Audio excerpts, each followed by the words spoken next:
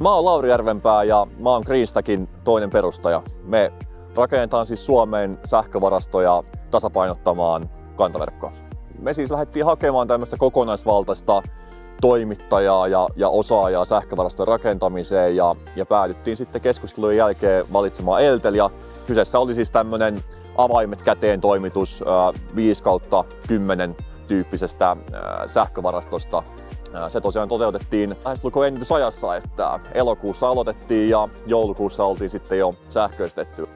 Eltelin kanssa tietysti on ollut tosi mukava toimia myös sen takia, että on ollut hyvät tyypit projektissa. Että me tehtiin aika paljon yhteistyötä Eltelin kanssa siinä, että miten tämä layoutti suunnitellaan ja mitä toimittajia sitten käytetään esimerkiksi näiden akkukonttien hankkimiseen. Eli siinä pystyttiin olemaan aika joustavia, että Eltel otti vastuun tästä kokonaishankkeesta, mutta sitten kuitenkin sen raamin puitteissa pystyttiin aika hyvin valitsemaan erilaisia vaihtoehtoja, että mikä sopii parhaiten meidän tarpeeseen. Elinkaaren aikana tietysti on tosi oleellista, että laitosta huolletaan säännöllisesti, tässäkin on vuosihuollot ja ylipäätään sitten, jos jotain tapahtuu, tulee vikatilanteita, niin niihin pitää pystyä reagoimaan tosi nopeasti. Niin myös tässä suhteessa on kiva tehdä Eltelin kanssa, koska he pystyvät sitten tämän projektin jälkeen myös jatkamaan sitä ylläpitovaihetta.